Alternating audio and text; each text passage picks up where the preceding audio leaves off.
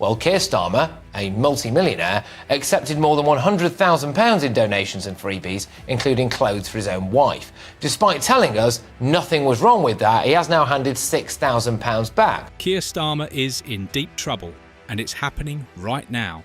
Just when you thought the Labour leader might catch a break, he's caught in a whirlwind of scandal, from deported criminals sneaking back into the country, to a lavish spender pulling strings behind the scenes, and even a cabinet in disarray. It's a mess, and everyone's wondering, can Starmer hold it all together, or is he about to watch his leadership fall apart? And it's good to have you with us, as ever. I mean, cost of living is interesting. You know, you can, as I said in that intro, Simon, you can talk yourself into a crisis. You know, it's almost laughable, or it would be if it weren't so tragic, how out of touch politicians like Keir Starmer seem with what regular people are going through. I mean, Ian and Simon Danchet nailed it when they talked about the cost of living. Simon, the so-called voice of common sense, pointed out that things are just getting worse, even if the political elite want to act like everything's under control. Just picking up on a couple of the points that you made there, retail sales are up. That's primarily due to clothing sales increasing, perhaps because we've gone into winter, or because of Lord Ali buying so many clothes for the Labour government. That's what's done it. Retail sales might be up, but let's be real.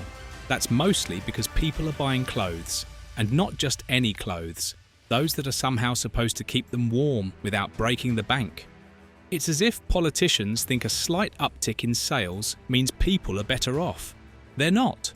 We're all just trying to cope with prices going through the roof. Basic items, stuff like food, toiletries, and even the clothes we're talking about are costing way more than they used to. And when you see a jump in supermarket sales, that doesn't mean people are feeling rich. No, it's quite the opposite. It means we're all just trying to grab whatever we can before prices go even higher. We will, of course, work with others, and in relation to the particular point, the Prime Minister, the leader of the opposite, old habits die hard. Meanwhile, Starmer seems oblivious to all this. Maybe he's cozying up to his pals in Parliament, where they can afford to shrug off a few extra pounds added to their grocery bills. But for the rest of us, every little increase stings. And I mean stings. You've got people rationing their heating, skimping on meals, and still, somehow, politicians think they can spin this as things are getting better. Really? Better for who? Sir Keir, please change your mind. You're killing old people, and that is not right. I'm a grandfather, and I have 9 grandchildren. All right, it won't affect me as such, but it will affect at least 2 million. And don't get me started on how the supermarkets are claiming they're in this big competition to keep prices down. Yeah, sure. But we all know they're still making a killing off our backs. Prices have been rising steadily, while big chains squeeze producers and keep their profits nice and fat. They pretend they're on our side, but when you're choosing between heating your home or buying fresh veggies, it's clear they're not the ones feeling the pinch. And more come, highlighted by that dreadful story about the Albanian criminal. Did you hear that story today? Deported. I did, absolutely. Went to prison, deported as part of a deal with Albania. And basically came back, got married, made a woman pregnant, made a woman pregnant, married her. This whole immigration fiasco has got everyone up in arms, and for good reason. You've probably heard about this Albanian criminal who was deported back to Albania, but somehow managed to slip right back into the UK.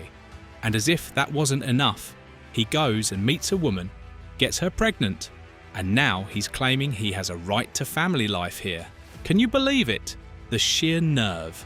It's like a slap in the face to everyone who follows the rules, especially when you think about the hoops people have to jump through just to get a visa or work permit. And here's this guy, a known burglar, just waltzing back in as if there are no borders. He's not even hiding it. He's out there, arguing he should be allowed to stay because he's got a family now. Seriously, where does it end?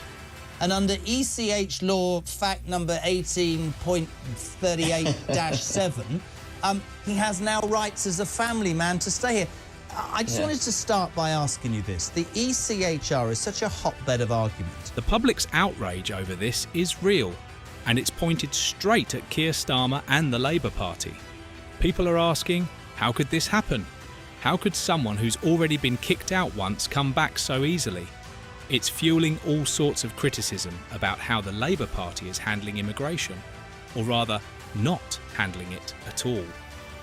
Starmer seems almost paralysed by it, like he's trying to appease everyone but ends up satisfying no one. He's trying to take this middle ground, but it's not doing him any favours. Most people I talk to are fed up with the system letting cases like this slip through the cracks. It makes you wonder what the real priorities are when it comes to immigration. On one hand, they talk about securing borders and ensuring public safety. On the other, they're bending over backward for someone who doesn't care about our laws. It's like we're just supposed to swallow this absurdity without a second thought. And Starmer? Well, he's been pretty quiet about this particular case. You'd think he'd be out there taking a stand, but instead, he's letting this blow up in Labour's face. It's just more fuel to the fire for those who think the party's gone soft on immigration. People want answers. They want action. They want to know why a deported criminal can come back, claim a family, and get away with it.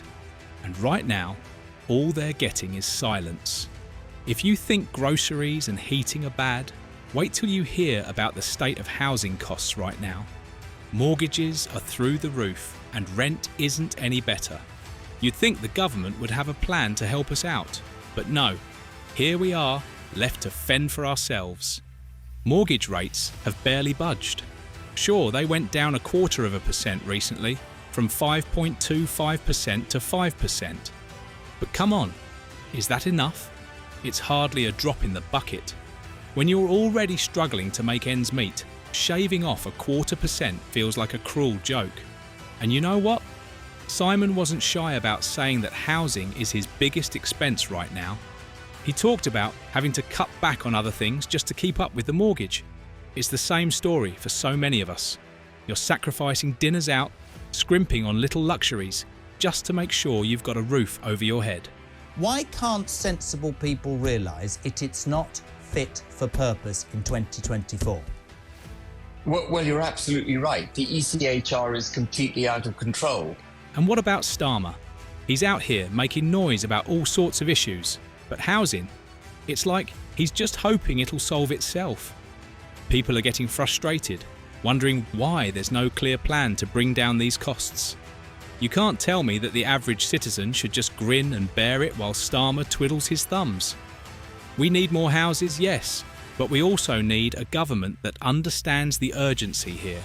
If they'd get serious about the housing supply and tackle the mortgage rates, maybe people wouldn't be so stretched thin. What's even crazier is that this isn't some new problem. The cost of housing has been spiralling for years, but it's like they're only just now realising it's an issue. Simon made a point of saying that years ago, people didn't even talk about a housing crisis. It was just the reality. But now, things are so bad that it's all anyone can talk about. Every time you turn around, there's another story about someone who's had to sell their home because they can't afford the payments. Or worse, people just can't even get a foot in the door. Home ownership feels like a pipe dream for so many, and it's only getting harder. You know, from 1959 to 1995, I think it adjudicated 850 cases, and then its court was restructured. The mess of Lord Ali and Keir Starmer, you might have heard the whispers, but it's all coming to light now. Lord Ali's been throwing money around within the Labour Party like it's monopoly cash, and it's got everyone talking. We're not just talking about a few donations here and there. This is lavish spending on a whole new level, the kind that makes you wonder. What exactly does he want in return? People are starting to get uneasy, and it's not hard to see why. Labour's supposed to be the party that stands up for the little guy, but how are they going to do that when they're cozying up to people like Lord Ali? He's splashing tens of thousands around like it's nothing, and suddenly you've got to wonder about Starmer's relationship with wealthy donors. How much influence does Lord Ali have? And what's he getting for his money? Now, Starmer's been trying to play it cool, acting like this is just business as usual, but that's not sitting right with a lot of people. When you've got someone with deep pockets calling the shots, or at least looking like they're calling the shots, it throws a big question mark over the party's integrity. Starmer talks about transparency and principles, but this whole thing stinks of backroom deals and hidden agendas.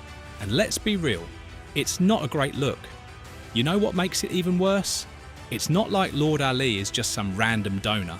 He's got influence, he's got connections, and he's been throwing parties at Downing Street, no less. He's even been helping plan for Labour's future, allegedly helping to map out the first 200 days of a potential Labour government. This isn't just about money. This is about shaping the direction of the party. And if you're like me, that's a little too close for comfort. It makes you wonder, is Starmer really steering the ship, or is Lord Ali holding the map? We set out our promises in our manifesto. We return with a huge majority to change the country for the better. And I stick to my... People have every right to be concerned. It feels like the Labour Party is being pulled away from its roots, bending over backward for wealthy donors while the rest of us look on. Starmer's got a problem on his hands, and it's one he can't just sweep under the rug. He needs to address this, and fast, because the longer it goes on, the more people are going to wonder what Labour really stands for. Are they fighting for the everyday people, or are they just another party in the pocket of the rich? The latest storm brewing around Keir Starmer. Sue Gray, the high-ranking official, got the boot, and it's kicking up a whole lot of accusations about dysfunction in Downing Street. Now, Sue Gray wasn't just any official. She was supposed to be the one keeping things in order, yet she's out, and everyone's pointing fingers at Starmer for how it went down. It's almost as if the wheels are starting to fall off his cabinet before he's even properly hit the road. It's issued 23,500 adjudications on all aspects of the way we live our lives, including net zero. You might recall the other day it found against us. The real issue here is what Sue Gray's firing says about Starmer's leadership. He's barely gotten his team together, and already he's dealing with scandal and internal chaos. It makes you wonder if he can keep this crew together at all.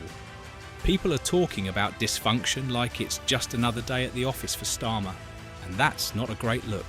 If he can't maintain a solid, unified front this early on, what does that say about his ability to lead in the long run? Have any influence one way or the other on human rights? The court is out of control, and we've got to find a way. Sadly, it's... But let's not stop there. Rumour has it that her firing was supposed to address some systemic issues behind the scenes. That's a fancy way of saying there's a lot of mess under the surface. Some people are even calling it scapegoating, like Starmer needed to make an example out of someone, and Sue Gray was the unlucky one. But if that's true, it only raises more questions. What kind of dysfunction are we talking about here? Is it Starmer's way of handling things that's the problem? Or are there bigger cracks within his team? People are saying this is just the tip of the iceberg. There's talk of more people behind the scenes causing trouble. And now, the Times is even hinting that Starmer might have to reshuffle his cabinet soon. He's denying it, of course, but honestly, I wouldn't be surprised if a minister or two resigns before Christmas. This whole situation with Sue Gray is a red flag. If she was fired to cover up bigger issues, those issues aren't going away. They're just going to keep bubbling up until they blow. And the real kicker? This all happened within Starmer's first 100 days of trying to get a grip on things. If he can't handle the basics now, it's hard to see him weathering the storms ahead. It's one thing to talk a big game, but another to back it up with real leadership. And right now, people are starting to see through the cracks. They're asking themselves, can Starmer actually hold this team together, or are we just watching the early stages of a slow-motion collapse?